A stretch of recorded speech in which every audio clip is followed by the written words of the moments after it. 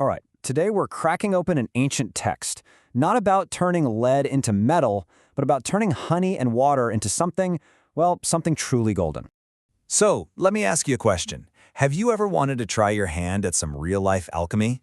To take something simple, something sweet, and just with a little bit of time and know-how, transform it into pure liquid gold?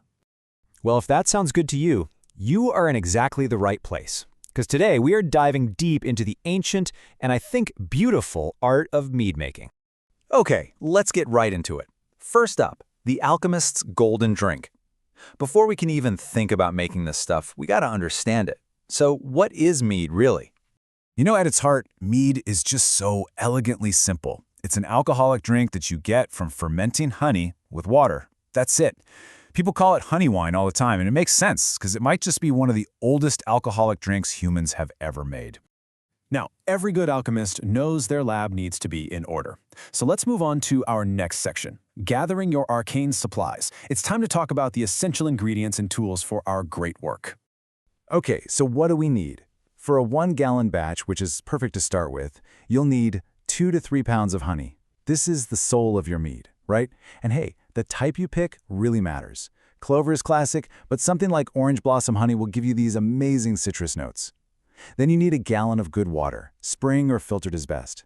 A packet of wine yeast, that's the spark of life. A little yeast nutrient to keep those little guys happy and healthy.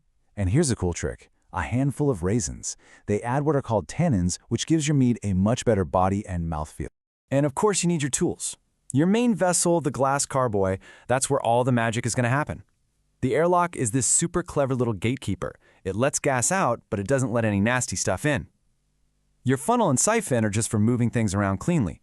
But that last item on the list, sanitizer, let me tell you, that is, without a doubt, the most important tool you have. All right, our supplies are gathered, our lab is ready. It's time for the main event.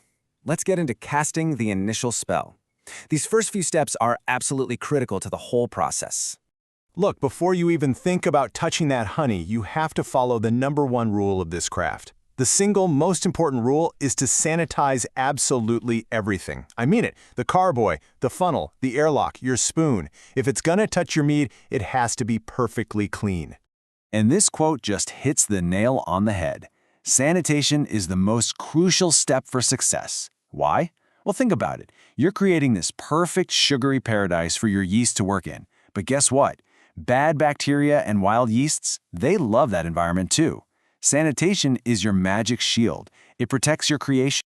Okay, so with our magic shield up, the ritual can begin. First, you make the must. That's just a fancy name for your honey and water mix. Then you get it into your carboy and you shake it like crazy.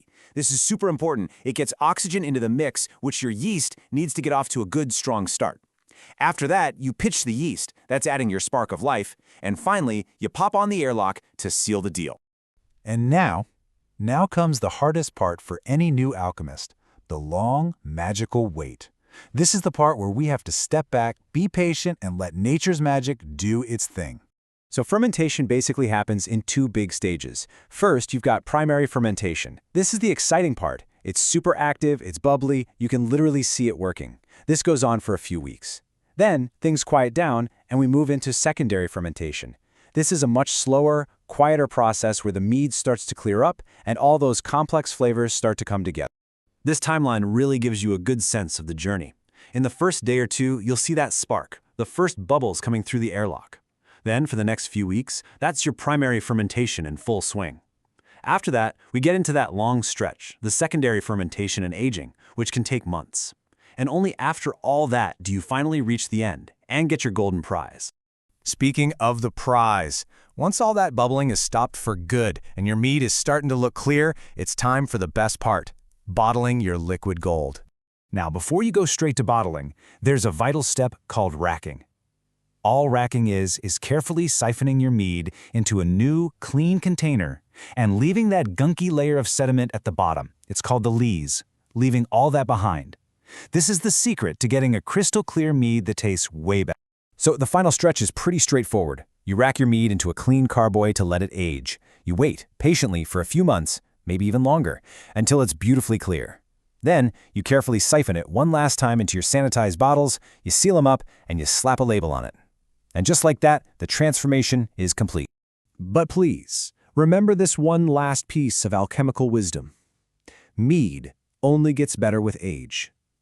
That bottle you just made might taste pretty good in a few months, sure. But in a year or two, it could be absolutely spectacular. Patience is your final and most powerful ingredient. So there you have it. You've turned simple honey and water into golden mead. Your quest is complete. Or maybe has it just begun? What are you going to create next? A new kind of honey? Maybe some spices or fruits? The alchemist's journey is a long one, and you've just taken the first amazing step.